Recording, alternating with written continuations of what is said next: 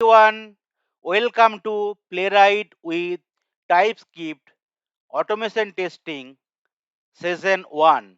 So I'll be creating a new phrase playlist for Playwright with TypeScript UI automation. So in case you are new, just follow this video sequentially from this playlist to learn Playwright with TypeScript from the scratch. In case you are able to go through all these videos sequentially and practice by yourself, once you cover all the video from this playlist, you will be not only able to learn the playlist with TypeScript, also you will be able to create relevant framework from the scratch. So in session 1, I will be covering couple of important topics to start your journey in the TypeScript with Playwright with TypeScript world. I'll be covering what is software testing all about, software testing principles, why automation testing required, what is automation testing coverage and key consideration, automation testing lifecycle, different key automation testing tools available in the market, both free and licensed tool, introduction to Playwright, the key advantages and limitation of Playwright is having, architecture of Playwright, and setting up the environment to start your journey in the Playwright with TypeScript world, like the VSCode, nodejs, and npm. So these are the key important topics will be covered in today's session sequentially. If you follow all the videos, you'll be able to design or develop your test script. You will be able to run it. You are able to identify different locator mechanism. You can handle different kind of web application, web element. You can able to generate different kind of report, and at the end you will be able to create your own framework from the scratch without any additional help outside. So let's start today's session. So first we'll understand what is software testing all about. So in case you are really new to the software testing world, so whatever I'll be covering today, that will definitely help you. But let's try to understand the software testing first before you starting your journey in the automation world. So in the information technology, in case you are new to the information technology, there are a couple of teams you will be finding in the information technology for any organization. There will be development team, there will be testing team, there will be support team, right? There will be management, like there will be other administrative team like human resources, admin, networking, etc. But here we are primarily focusing on the testing or automation testing. So before starting with the automation testing journey, let's understand the software development lifecycle or SDLC. So whenever any new product need to be developed or existing product need to be migrated or customized or enhanced, right? Development will start and testing will start also parallelly. So what is SDLC lifecycle or software development lifecycle? Like in this lifecycle, there are a lot of step will be associated. First will be requirement gathering and analysis, then design, then implementation, then testing, then deployment, and then maintenance.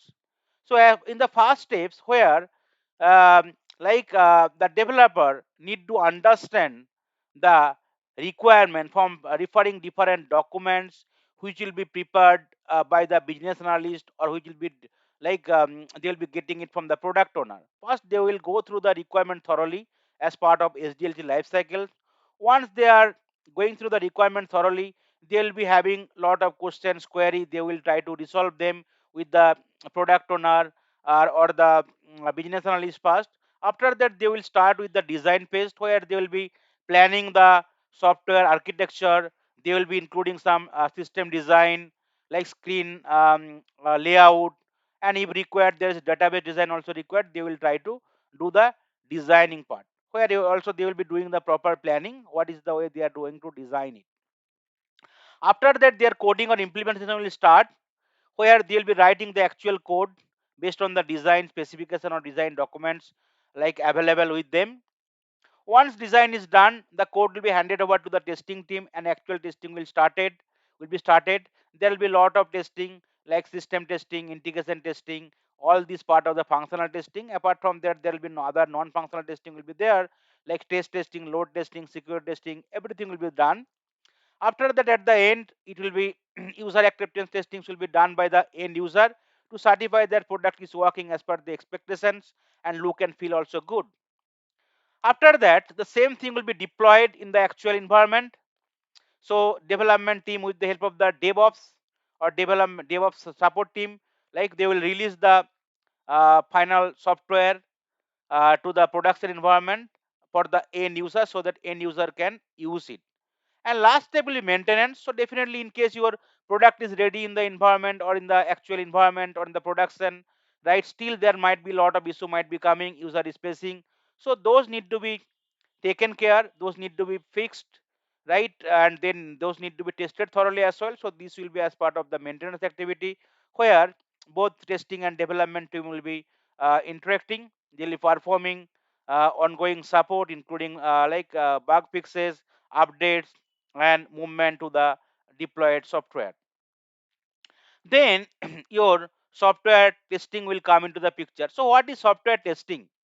So software testing is nothing but the process of evaluating the actual software, whatever is being developed by the developer, to verify that there is no um, problem resides, or there is nothing mismatch with the expected one. So for the software testing team, your requirement will be the Bible. So from the requirement, they want to certify that the actual software, whatever is delivered by the development team, is working as per the expectation or not. And it involves execution of the software system component using manual or automated tools to evaluate one or more properties of interest. The purpose of software testing is to identify errors, gap, or missing requirement in respect to the actual requirement.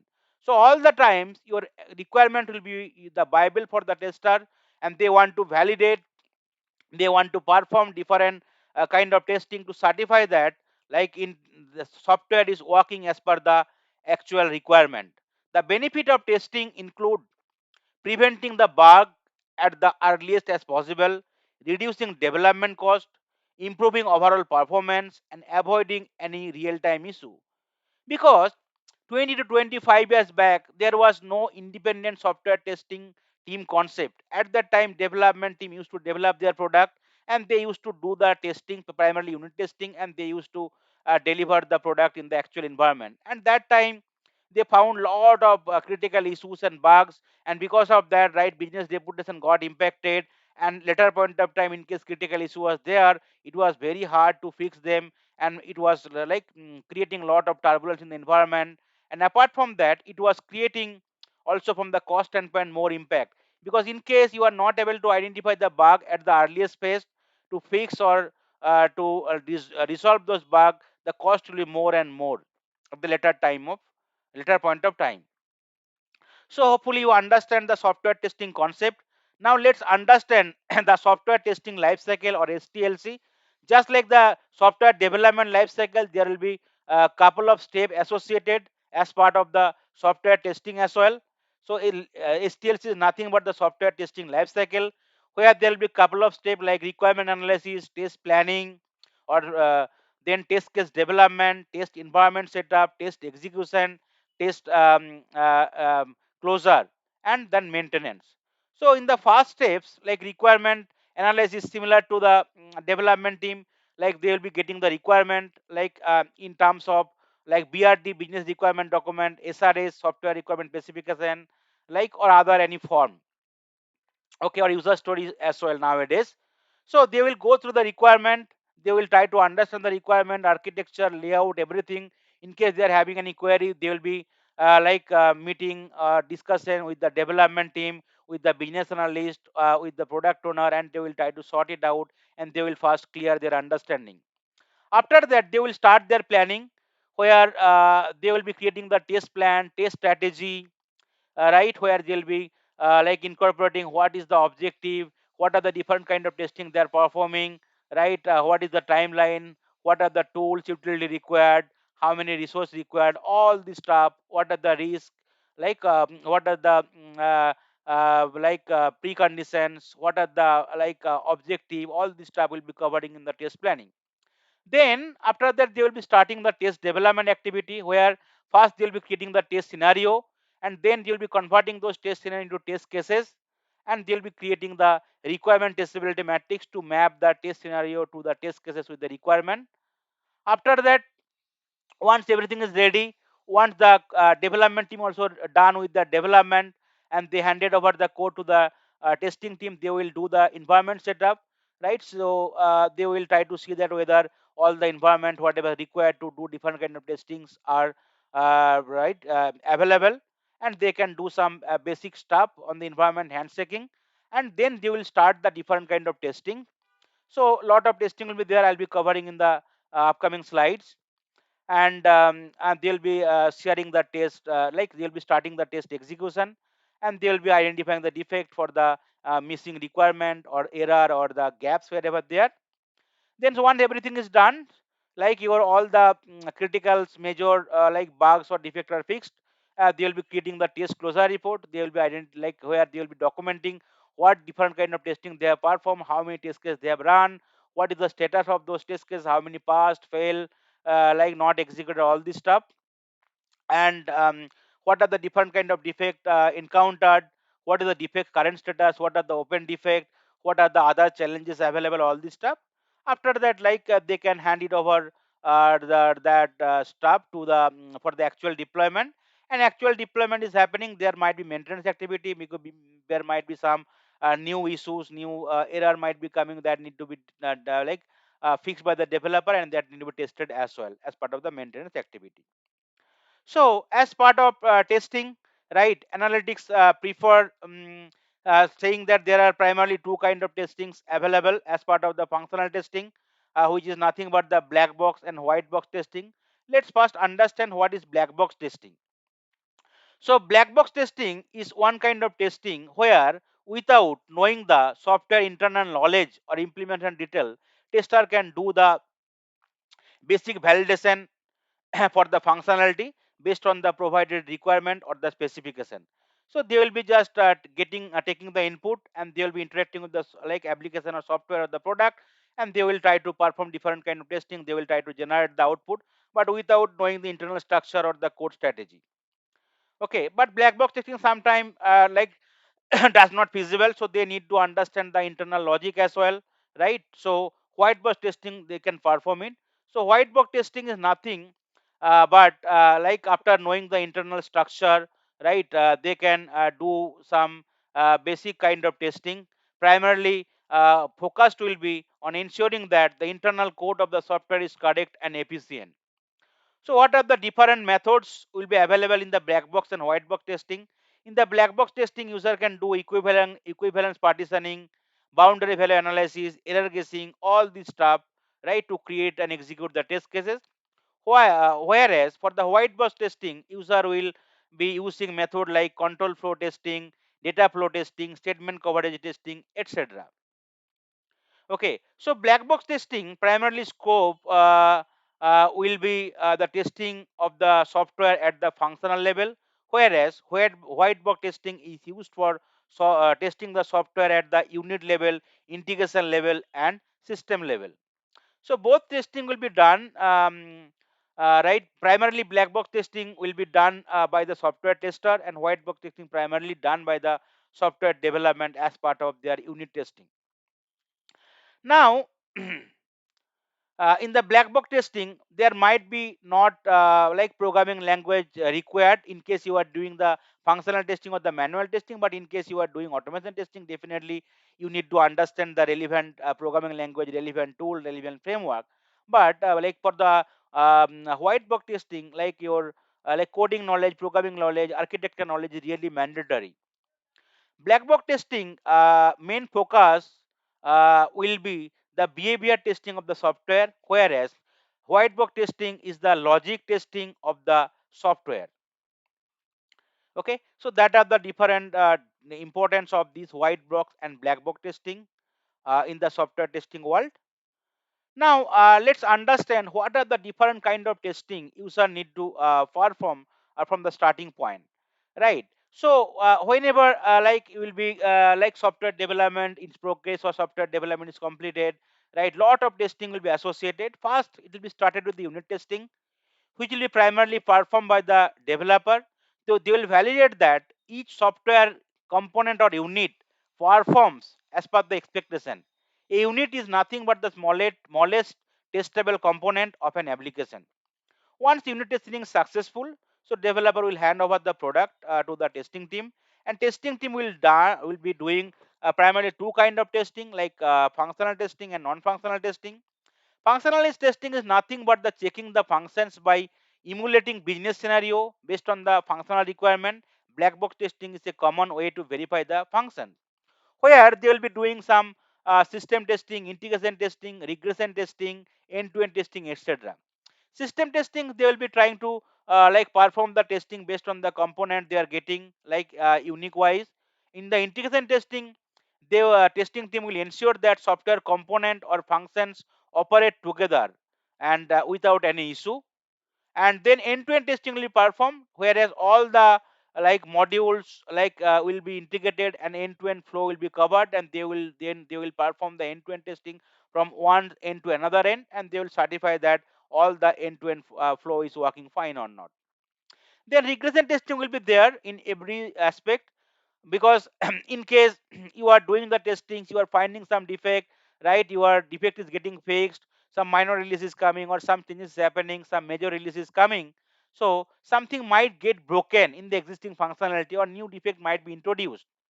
So user need to certify that, right, your all the existing functionality also working along with the new functionality. So in the regression testing, testing team will check whether new feature does not break or degrade functionality. Sanity testing can be used to verify menus, function, and commands at the surface level when there is no time for full regression testing. Sometimes like risk based testing can be performed in case suppose say like there is no adequate time for the testing team to do the all kind of testings, like whatever test case they have developed they are not getting the time, so they can like prioritize their test cases based on the their knowledge, based on the critical area, and they can try to pick up the important critical test case and they can do the risk based testing in case they are not having any critical time. Okay, then there will be non-functional testing will be coming, where like there are a lot of like non-functional aspect, like security, load, trace, everything will be covered. So in the non-functional testing there are a couple of testing will be covered, like performance testing, like where testing like performance testing team will test how the software perform under different workload or load testing. Then stress testing will be performed. They will test how much strain the system can take before it fails, considered to be a type of non-functional testing. Apart from that, secure testing will be a key component of non-functional testing, because in case your environment, your application or your software is not secured, somebody might hack it, right? Or somebody like can get some access and they can try to like ruin your application. So you need to certify that like it is not accessible by the other like hackers, or it is not also all the security protocol has been being followed. So that is the way your system or application should be secured enough. Then acceptance testing will be coming, where the end user will be doing the testing to understand the look and feel or all the expectation as per their end objective. And usability testing also the like can be performed, where like the testing team can validate how well a customer can use a system or web application to complete a task from their end as well. So these are the different kind of important testing I have tried to cover, but there are a lot of other testing there, like sanity testing, like then error, I mean kind of retesting, all this stuff will be there. So in testing, in case you are getting any kind of issue or error, right, you can double check with the requirement. If required, you can check with the product owner, business analyst. After that, you can write log as a defect, because that is the end objective of the testing team, to identify all the gap, all the error, right, all the discrepancy, and to document them, right, in some of the defect management tools. There are a lot of defect management tools available, like called ALM, Rally, Jira, Azure DevOps, TestRail, etc. So just like the SDLC or STLC, there will be defect management lifecycle as well, but there where testing can be followed. Whenever they are getting any new defect, they'll be creating the defect, okay, with all the details like defect description, step to reproduce with proper screenshot, and it will be assigned to some developer. So it will be assigned, it will be in the new status, and then development team will review the defect. In case defect is not valid, they can reject the defect. In case defect is valid, they can open the defect and they can assign to the developer. Once the developer assigned, they will be looking into the defect, they will be trying to fix the defect. Once defect is fixed, it will be like fixed status. And after that, once a defect is fixed and it is deployed in the environment, they can change the defect status to ready to test, and that will come to the testing team. And testing team again, they can retest the defect. In case defect is fixed, they can close the defect. In case defect is not fixed, they can open the defect and assign to the developer. Sometimes defect status can be withdrawn, so defect is valid, but maybe that will taken care in the future release, or maybe they are already having some workaround, so they are not going to fix it, right? They can make it default status. So these are the couple of important defect status will be there as part of the defect management lifecycle. But there might be some calls happening, defectized call, where the developer, testing team, functional testing team, automation testing team, non-functional team, product owner, business owner, business analyst, management will be there, and they can discuss and they can try to find out the way to fix the defect. Okay, so that is the way your software testing will happen. Now let's understand what is error, fault, and failure. So error is a human action which produces an incorrect result, and fault is nothing but the manifestation of an error in software or in implementation. And failure, right, in case fault is not rectified, so deviation of the software from its expectation delivery or service is nothing but the failure. So let's try to understand the very simple example. So we all are human being. Okay, so what we used to do, right? We sometime due to some circumstances, we do not do basic exercise. We used to take food outside. We are habituated with some other habit, right? Or used to take side food like junk food daily. So what's happened? So this is the error. We know that this is not a good thing, but still we are doing it. Okay, and because of this habit, right? What happened? We can have our health issue in our body, right? We can have some health issue like some gastric problems, some problem in the heart, some problem in the breathing, right? Some digestion problem, other problem might be happen. So these are the fault. So what we need to do in case we are having some fault, it need to be rectified, right? So that more or complex scenario or complex situation might not arise. So what we need to do, we need to go to the doctors, we need to consult with them. They can prescribe some medicine, right? They can ask you to change your lifestyle, right? They can ask you to for some other investigation or report, right? After that, like, they can prescribe some more good medicine. In case you are following all these steps, so what happen might be like your problem might be reduced, or it can be completely cured. But in case you are not following, so what will happen? It will create the complete health issue, and it will be also create problem for your life. Okay, so that is the way error we, by knowingly or unknowingly, sometimes we are doing it, and because of the error, fault might be coming. But in case you are not rectifying the fault, right, it will create the failure or the crash. So whenever fault is coming, as early as possible, in case we are identifying the fault or error, like, it is recommended to fix them at the earliest stage, so that your cost of fixing will be less at the earliest stage. And later stage, it might be more and more challenging, and more cost like will be involved there. Any human being can make error or mistake which produces a defect or fault in the code or in the software application of the product. If defect in code is executed, the system will fail to do what it should do, causing a complete failure or the crash of the system. How can error might occur in the system? We all human being, developer, tester, business analyst, like product owner, we can do some mistake, right? Knowingly or unknowingly. Human beings are all prone to making simple human error. There might be some miscommunication gap, or requirement is not up to the mark, right, due to some limitation and other stuff. So that is the another right reason where error can come. Then working under the pressure, sometime like all are working under the pressures, multiple project, multiple priority work, tight deadline, and there is budget restriction, not adequate resource available, not skilled resource available. So this is the another kind of problem might be there, or issue might be there, for which error might be coming. Then complexity of the technology infrastructure, maybe technology is very complex or new, you are not getting adequate support, infrastructure is not up to the mark. This is another reason for the error occurring. Then requirement properly not documented, right, or poorly documented because of some limitation of the resources or knowledge, or those are not having proper review at the peer level, lead level, or management level. So that also can create the error. And some to environment condition also create some error. You are not getting the proper environment, right, or do the handshaking or right, checking properly. So these are the primary reason. There might be other reason, like these are the primary reasons due to which error can occur in the system. Now let's understand the key 7 key software testing principle. So all the tests should meet the customer requirements. I already mentioned, right, your customer requirement is your Bible. So you should focus your all kind of testing based on your customer requirement. Yeah, in the requirement phase there might be some mistake or problem. You can also like try to fix them at the earliest possible. Software testing should be performed by independent team. Initially, I already told 20-25 years back, there was no concept of independent testing team. Development team used to do that unit testing or other kind of testing. But in case same person is doing or same team is doing, their mindset will be same. But we would require different mindset of people to do the testing. That is the reason testing team like concept came into the market. So software testing should be performed by an independent third party team.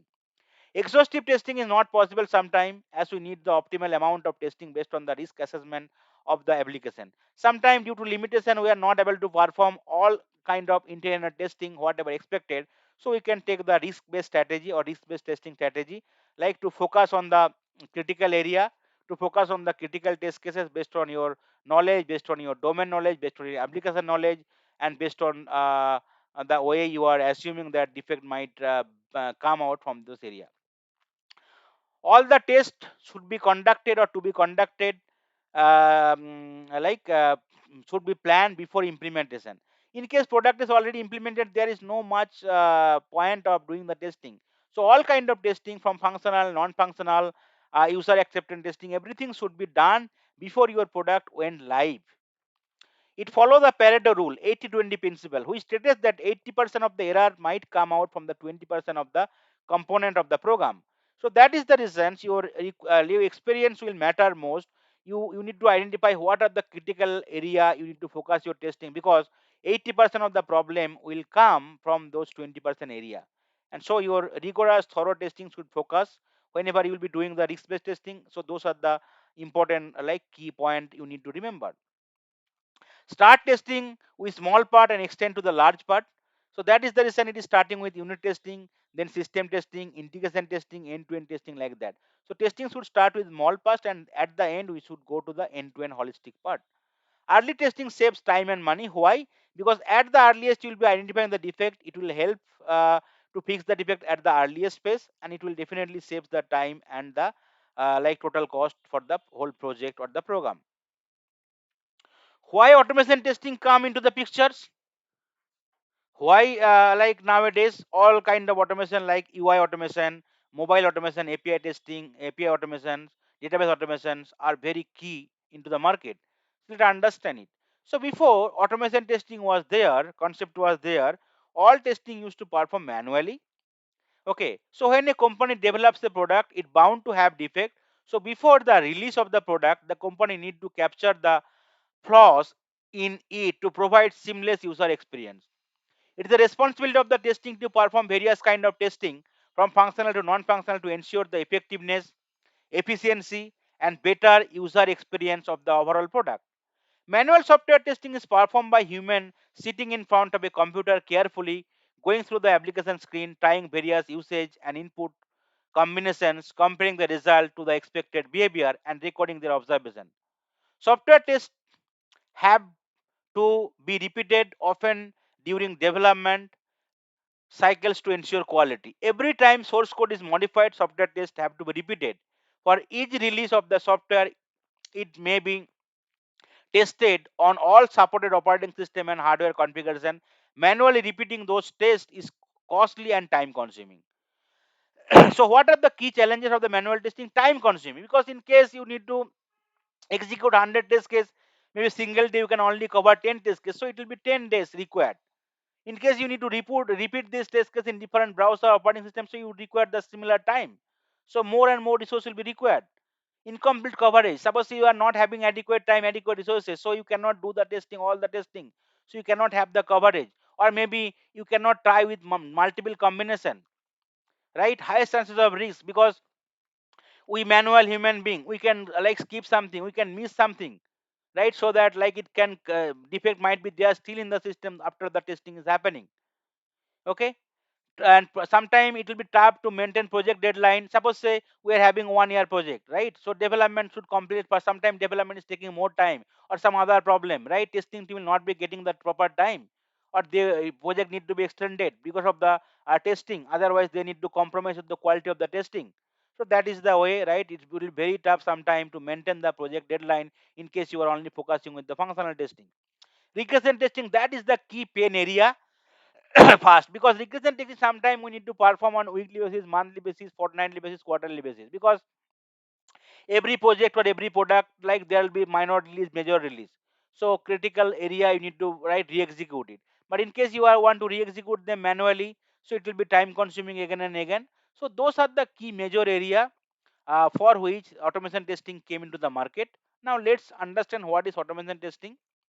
So automation testing again similar to functional testing only, but instead of hand manual intervention, like all your test execution will be done with the suitable tool, suitable technology, suitable programming language, and suitable framework. So there will be lot of group of tools. You will be togethering, you'll be creating a framework, and then you'll be developing your code based on the test case you want to execute it, and you can run them as and when required.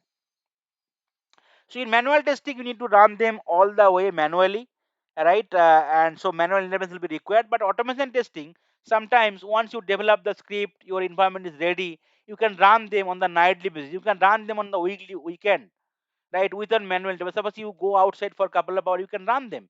The system will run and it will give you the result. Okay, but you need to understand couple of aspects. So automation testing, initially you need to invest the time and effort, and good quality resources required will be having the tool knowledge, technology knowledge, programming language knowledge, framework knowledge.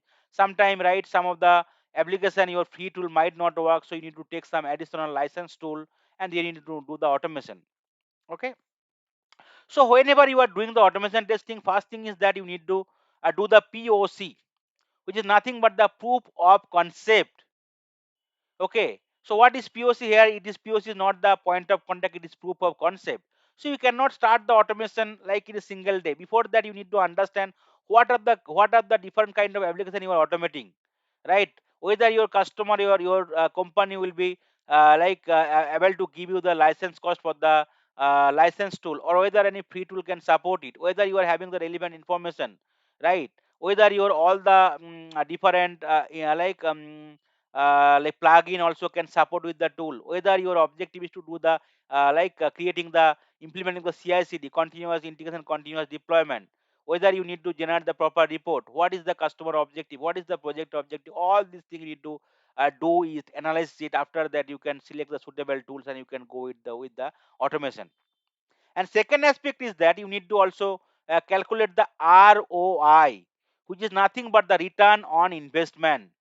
Okay, because at the end of the day all are business, right? We want to invest something and want to get major return more than the investment. But in case your investment whatever you are doing and you are not getting a return, there is no point of doing anything. Similar to automation also, unless it is completely mandatory by the customer to have 100% automation. Okay, so what is ROI? Suppose say just I'm giving example of 100 test case. So there is 100 test case for a particular product or project, and you need to execute it manually. So it might require 10 days for a tester to execute it. Okay, 10 days for a single run. But if you want to automate, you find that there might be 30% days required. 30 days total required for a tester to develop the script fast. So in case you need to run only one time, so are you going for the automation? No, because your ROI is negative. Your manual testing effort is 10 day, your automation testing effort is 30 days. So you should not go. But in case suppose those same test case you need to execute 10 times in a quarter, so your functional testing execution effort will be still same, 10 into 10, 100 days. For automation, you already develop the code 30 days, and to run every iteration it might take 1 day. So 30 plus 1 into 10, 40 days. and to update the code based on the like requirement change or other stuff, you might 10 days. So it will total requirement effort is 50 days for 10 run, whereas your functional testing effort is 100 days. So your ROI is positive. Your ROI is like a manual testing effort minus automation testing effort divided by automation testing effort. So you're positive, you can go with the automation testing. So this is the important concept of ROI or return on investment. So whatever investment you are doing, you would require the more return than that, so that you can go with the automation testing. But sometimes customer expectation is that though it is fine, we are not getting return, still you can go ahead to the automation, then you can go with that. And during automation testing, you can go with any relevant tools, any technology, right? Any relevant framework, any programming language, all the way. So in a constant changing code base, user have the ability to automatically execute the test on each commit. User will not have to continuously carry out manual step by setting up the environment or remember the step to execute each test. Everything is done automatically. Apart from that, automation testing, you can have more coverage. Suppose in case functional testing, there's a requirement, you can cover maybe 2 or 3 different combinations. In automation testing, same test case you can repeat it 100 combinations. So that is the way you can certify that all the combinations are working fine and there is no error. Automation tests carry out the same step every time with precision. The results are generally made available to everyone concerned in the least possible amount of time.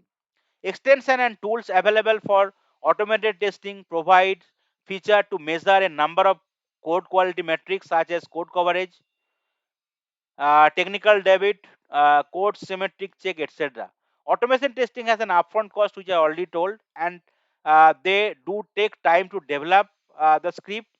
The investment will pay off in the long term in terms of reducing workload, eliminating manual error, accuracy, and saving on cost and time.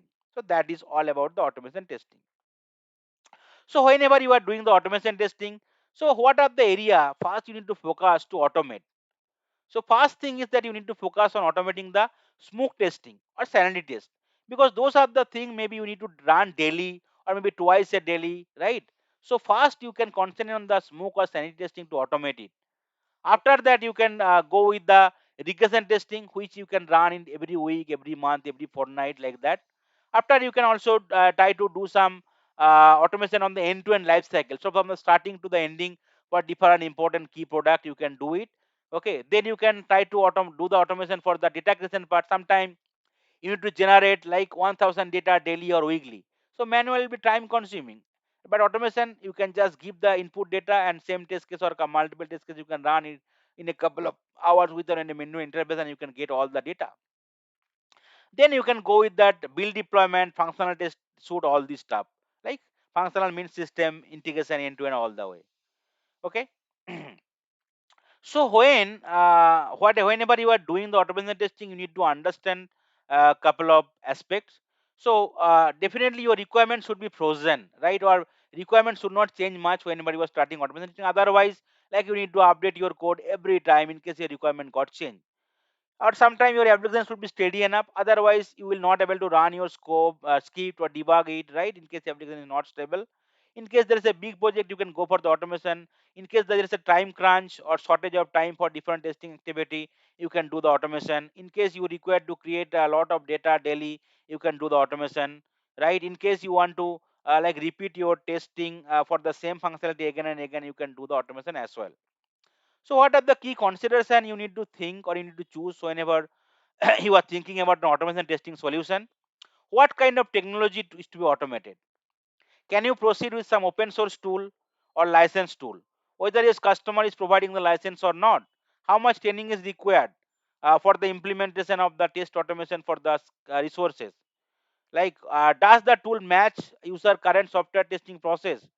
Can you prefer the in-house tools or like other outsources tool for the different kind of testing activity? Whether the automation testing tool support the CI/CD pipeline, whether all the different plugin can be supported. All these key consideration you need to think before you are choosing the automation testing solution.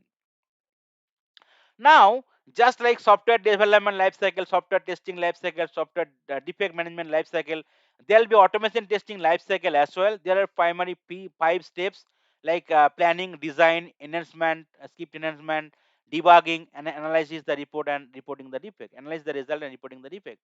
So in the planning, like you'll be analyzing the requirement, you'll analyzing the application, like whether are you able to identify the object or not. You'll identify in the test case whatever you are need to automate. Like after that you'll be doing a proper automation test plan, right? And then you can start with the design, then where you can create your page library for different pages object. You can try to create that usable component, because same component you can try to use it n number of times, and in case update require, only you can update in the one component there. You can try to design the test step, or you can develop your script for every element, identifying every element. Okay, that is the way you can start your test design. Then enhancement is required, because at the end your objective is not only to do the end-to-end step end-to-end navigation. Apart from that, you need to think that what are the different assertion you can give, what are the different data variation you can do, what are the way you can handle different kind of expected error, right? All this stuff. Okay, so in the test script enhancement, you need to insert verification point using assert or verify command. You need to do the parameterization. You need to do the different data driven testing. You can handle the different kind of expected and unexpected error. After that, your script will be ready completely. You will be able to generate the proper report. You will be able to develop the framework. Then you need to run it, right? Because until you are running it properly all the way, right, you will not able to understand whether they are running in all the circumstances or not, environment all the way. So you need to run and debug in case some failure. You need to locate and isolate the error through the step-by-step execution, debug them for any wrong output or result. After that, your script will be ready. So whenever required, you can just run them without manual intervention on the day, night, weekend, anyway through the pipeline. One your execution is done, you need to analyze the result.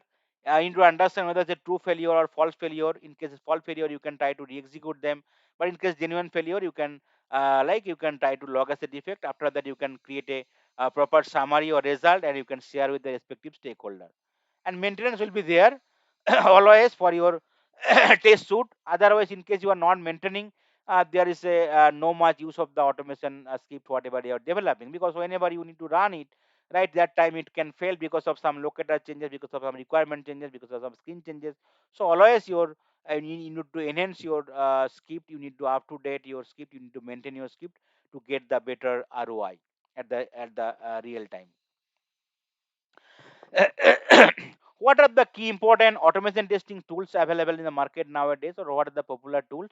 There are a lot of free and licensed automation testing tools available in the market nowadays, especially for the UI, API, and mobile automation. So Selenium is a very key, powerful free tools available in the market for web-based application. Okay, nowadays competitor is the Playwright for the Selenium. Selenium support different kind of browser, different language also. So Playwright also an open source tools, very much competitor nowadays with advanced feature for Selenium. It's an open source tool developed by Microsoft for automation testing of web application and mobile application. It is also used for API automation as well.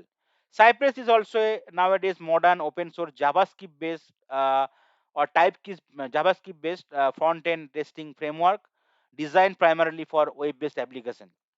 QTP or EFT is there.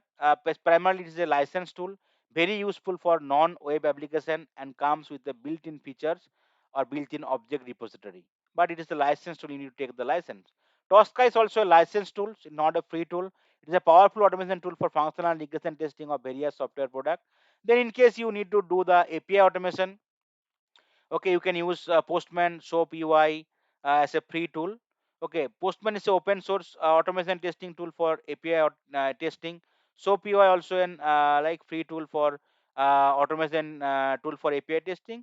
And Playwright and Cypress also you can use for API automation, whereas Selenium does not support API, but Playwright and Cypress support API along with UI. Then there are a lot of framework will be there, just like test engine, JUnit, NUnit will be there, XUnit will be there based on the different programming language. So TestNG is not an automation tool in itself. However, it provides get support to automation framework like Java, Selenium, APM, Playwright with Java application. JUnit also an open source tool, open source unit testing framework for the Java programming language. APM is a automation tool which support mobile testing, native app testing, and mobile web application testing. So these are the key important tools available. And there are a lot of other tools also available like APG. okay, and JMeter for API automation, okay, and then your other tools also available for the UI automation as well. So these are the important tool I have tried to list it down here. But this is not the only the tools available in the market. There are a lot of tools available in the market for UI, API, and mobile automation. Now let's understand what is Playwright. So as I already told, Playwright developed by Microsoft.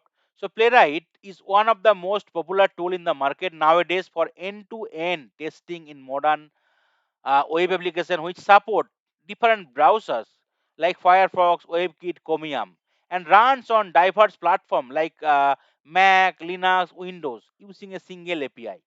This flexibility allows automation developer to write consistent and reliable script for testing and automation without worrying about browser specific implementation or platform constant.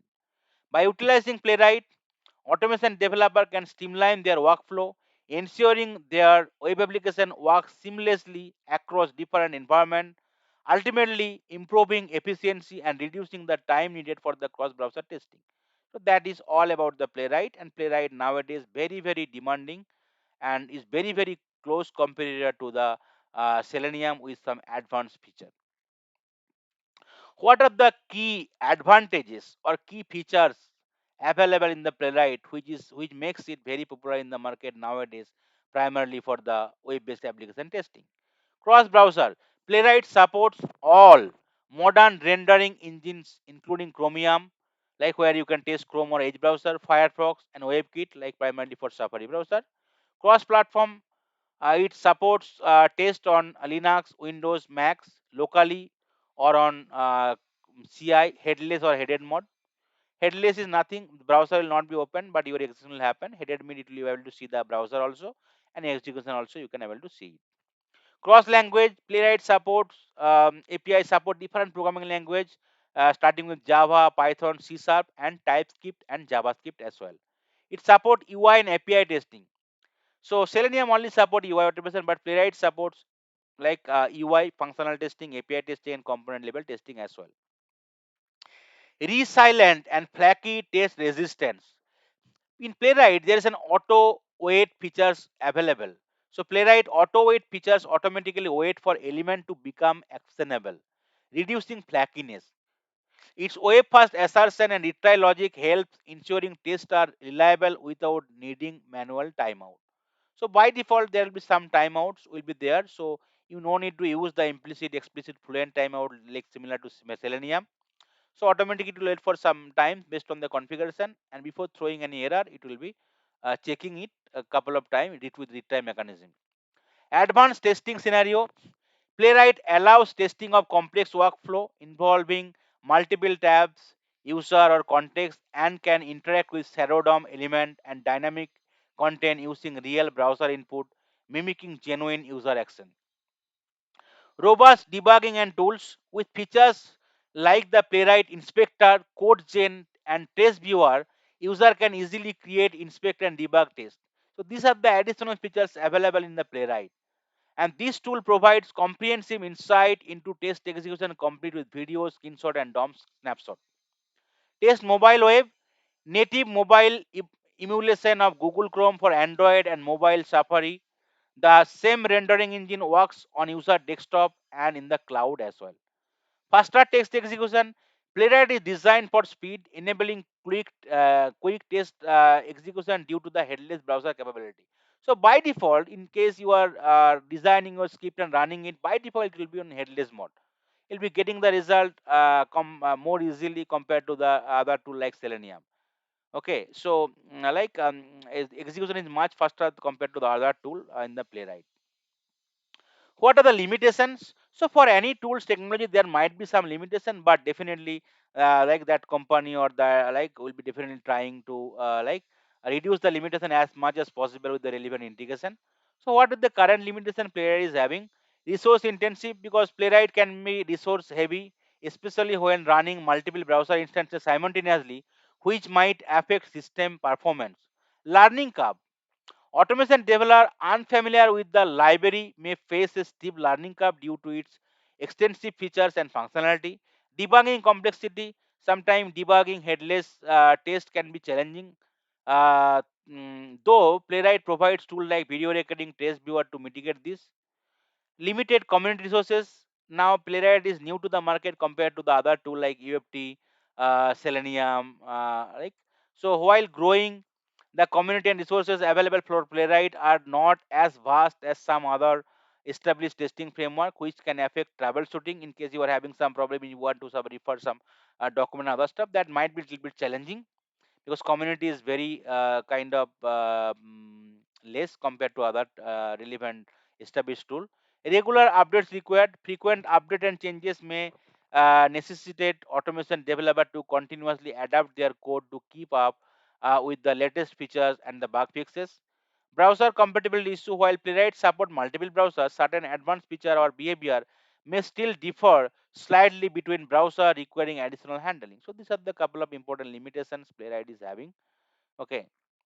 Now, because Playwright is compared to Selenium, now let's understand what are the key differences or key advantages, disadvantages these two tools is having.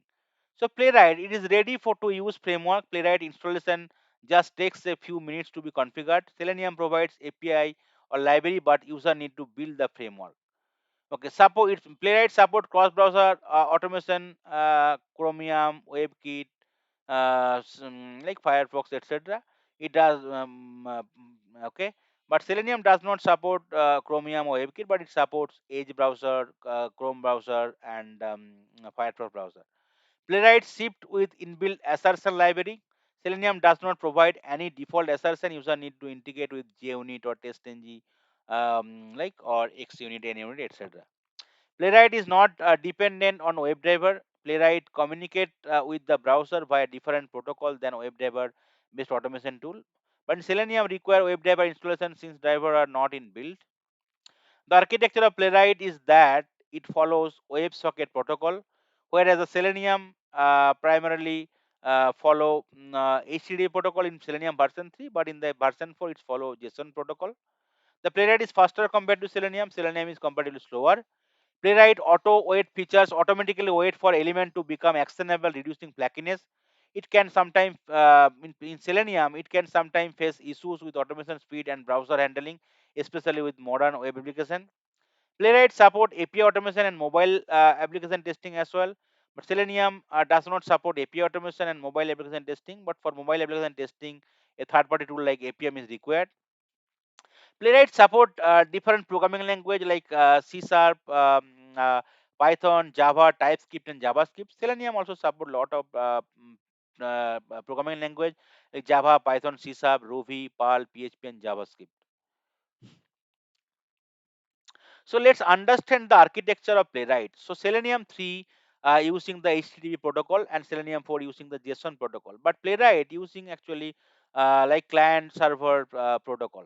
So you could see the client libraries will be there where all the programming language can interact, and there will be WebSocket through which a client will be interacting with the server, and server with the help of the CDP or CDP plus mechanism it will be interacting with the different browser like Chrome, Firefox, or WebKit. So this is the architecture. Now let's understand okay the each and every component of the in the architecture. So client, this is where test script is written. Okay, client, this is the client, right? This is where test script are written using Playwright API binding for language like Java, Python, JavaScript, TypeScript, and .NET. Then server, this is the server.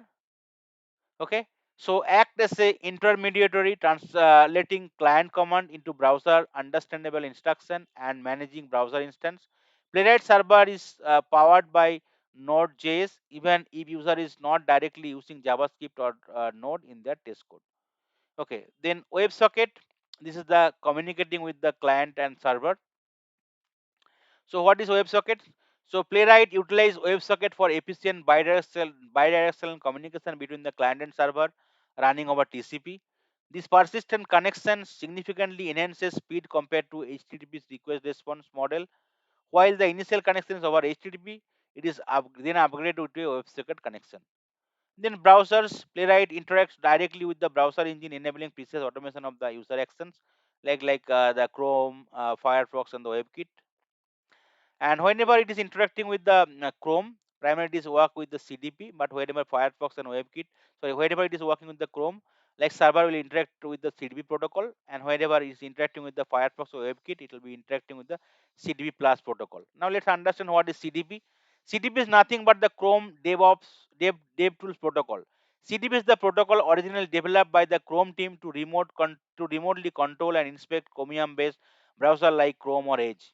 Tools like Chrome, DevTools, Puppeteer, and some Playwright features use CDP to open tabs, emulate device, monitor network requests, capture screenshot, etc. In Playwright, CDP is used behind the scene to interact with the browser at low level. Then CDP Plus, specially interacting with the Firefox or WebKit browser. So CDP is nothing, Plus is nothing, enhanced CDP by Playwright. CDP Plus is the Playwright extension of the standard CDP. It includes custom enhancement and extra capability that are not available in the vanilla Chrome Dev Tools protocol. CDP Plus allows Playwright to, in couple of aspects like work across multiple browser, Chromium, Firefox, WebKit with a consistent API, provide more stable automation, especially around multiple context, permission, cross-browser behavior, etc. Add feature like tracing, recording, etc. Essentially, CDP Plus is a superset of CDP, providing playwright-specific control and consistency across different browsers. Now, let's understand the last thing called browser context. So, Playwright utilizes browser context to provide isolated test environment that allows for parallel test execution. So, this is the overall architecture of the Playwright. So it mostly uses the client server architecture, and server client and server interactive with the web through web sockets, and like server will interact with the browser through CDP or like the CDP plus protocol. Now, what is the precondition to start your journey for Playwright with TypeScript automation? Like you would require the ID, you can have the VS Code, and you would require the nodejs and npm. I will discuss how to install it, the any ID and nodejs and npm, especially for Playwright with TypeScript. So now understand why the TypeScript important for Playwright automation. So I already told, right, Playwright support Java, C Sharp, Python, TypeScript or JavaScript. But nowadays, I mean, more demand is in Playwright with TypeScript. So like let understand why TypeScript important. Okay, readability and understandability. Okay, explicit types makes the code easier to understand, especially in large test suite or when working in a team. Type safety. TypeScript static typing help catch common error like typos, incorrect data types, or missing properties during compilation, preventing them from becoming runtime bugs in your test. Refactoring confidence. With type checking, user can refactor their test code with greater confidence, knowing that the compiler will flag an inconsistency smoothly. Auto completion and intelligence. IDE with TypeScript support provide intelligent code completion and suggestion, making it faster and easier to write playwright test script. Early error detection. Error are highlighted in the IDE as user types, allowing for immediate correction and reducing debugging time. Self-documenting code. Type definition serve as a form of documentation, clearly indicating the expected input and output of functions and method. Structured code. TypeScript encourage more structured and organized code, which is crucial for managing and scaling complex test automation framework. Easier collaboration. Clear type definition facilitate collaboration among team members, ensuring everyone understands the expected data structure and function signature. So JavaScript is similar to JavaScript, TypeScript only. Okay, but it is having lot of other extra features. That is the only difference between TypeScript and JavaScript. So you'll be learning slowly whenever you'll be learning TypeScript. So couple of extra features like interface, like data type definition. These are the added thing is there in the TypeScript. Otherwise, it is derived from the JavaScript only. TypeScript. TypeScript's key features. TypeScript is a superset of JavaScript that adds static typing to the language.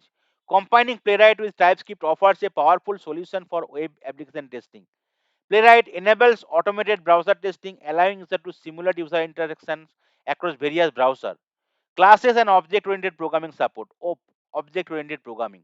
TypeScript fully support modern web concept like classes, inheritance, access modifier. It can be public, private, protected, and constructor, making it easier to structure and organize larger applications. Static typing. This is the most fundamental feature. TypeScript allows developer to define types for variable, function parameter, return value. This enables the TypeScript compiler to catch type-related error during development, leading to more robust and maintainable code. Interface interface defines the shape of the object, ensuring that object conforms to a specific structure. They are crucial for creating clear contracts within their code base and improving code readability. Modules. TypeScript supports modules for organizing code into separate manageable files, prompting better code organization and usability. Enhanced tooling and ID support.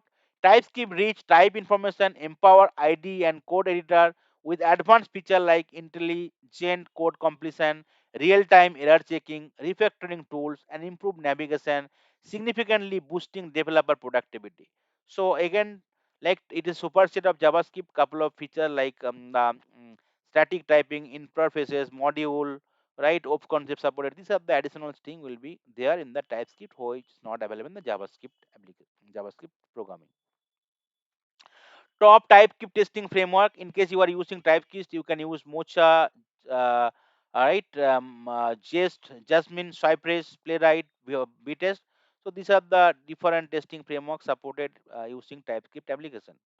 So that is the reason we are learning here Cypress with, sorry, Playwright with TypeScript. So similarly, Cypress you can learn with TypeScript, and you can use framework called Mocha, right? Mocha. Okay. Then whenever you are want to develop like any script, right, with any relevant tools, so you require some id is nothing but the integrate data environment. So in case you are using Selenium, you already see you require the like Eclipse or IntelliJ. But here primarily working with JavaScript or TypeScript based application will be using that Visual Studio Code as a id or Visual Studio Code is known as VS Code. It's a id or integrate data environment. So VS Code or Visual Studio Code commonly, Visual Studio Code commonly referred as VS Code, is an integrated development environment or IDE developed by Microsoft for Windows, Linux, and Mac and web browser. VS Code is a robust code editor that supports programming language such as C++, C Hash, PHP, Python, HTML, CSS, and many other. Its rich set of features include intelligence, code refactoring, and others that make working with it an effortless job. VS Code is also an excellent code editor for JavaScript or TypeScript with a rich set of functionality and extension custom built to make coding JavaScript a bridge. Visual Code or VS Code for short is a free open source code editor. It is designed for programming and development work, supporting a wide range of language and framework like Python, JavaScript, TypeScript, HTML, and more. VS Code comes with Git integration that allow user to commit, pull, and push their code changes to a remote Git repository. One of its most notable feature is its ability to customize through extension. User can add extension for specific programming language, theme, debugging tools, and more. The tools provide built-in debugging capability for various language, allowing developer to detect and fix error efficiently. VS Code includes a built-in terminal that allows developer to execute commands directly from the editor, simplifying the workflow. So this is the reasons, right? We'll be using the VS Code for Playwright with TypeScript automation. So what are the different steps you need to follow to install VS Code? So it is a free tool. So you can just go to that site like code.visualstudio.com/download. So let's go to the site here. Okay, you could see, and you could just open that. You can just copy that URL from here, and you could see here you will be able to get it whatever you can, Mac machine or maybe the Linux or Windows 10 or 11 version. Just simply click here. Once you click, it will be downloaded. So you can just go to the download folder. You could see it's already there. So you could just double click here. Okay, accept the agreement. Click on next. Okay, you can just check or uncheck whatever is really required for you. Otherwise, you can go to the default setting. Click on next. Okay, and you can click on install. So once you did it, you no need to do anything. It will be installed on your system. It's already installed. So once it is installed, you can open it. You can just open your start bar, and you can just simply type with VS Code. You could see it is already there. So then you can open it. I will be discussing how you can open it, how you can create the project, and how you can start your journey, how you can create your first script for the Playwright in the upcoming videos, and you will be doing it. So this is the first thing you need to do it. That VS Code installation in your system, which is very free tool. Now second is you require nodejs and npm to be installed.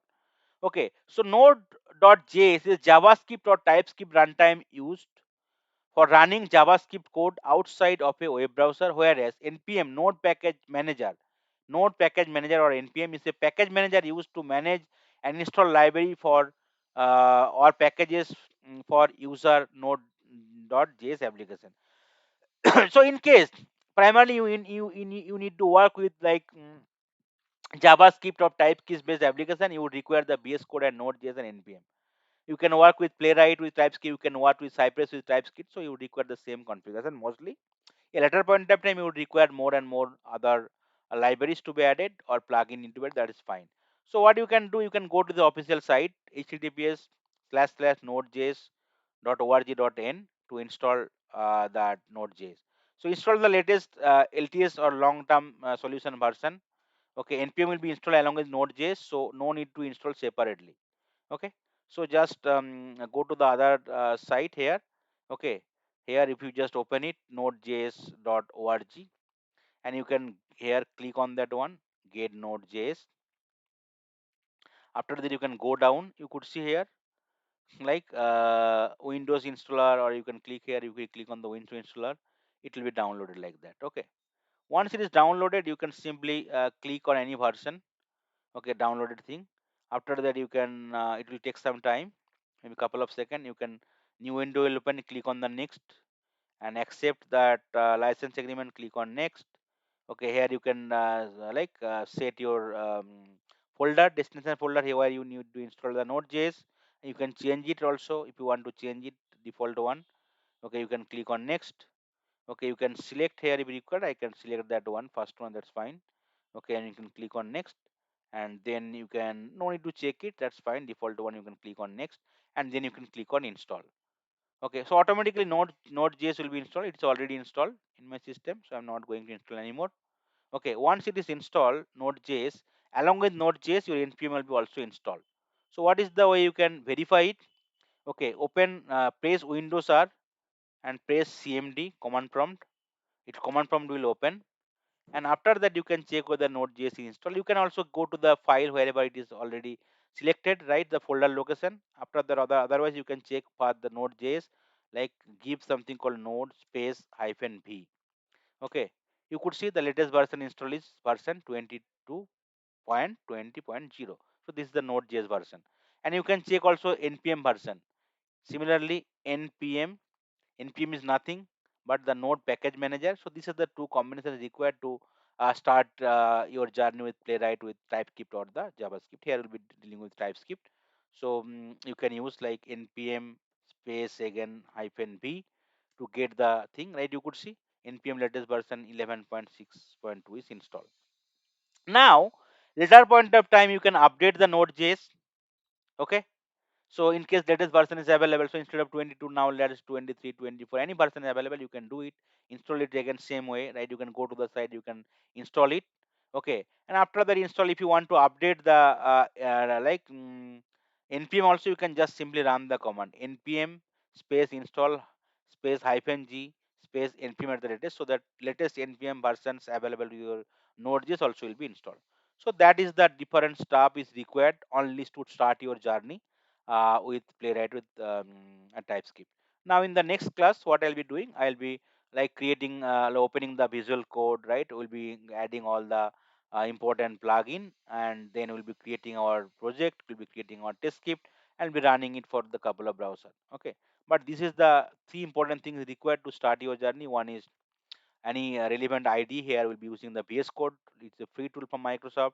Then also Node.js and npm, which is also free. So that's all from today's session, guys. Thank you.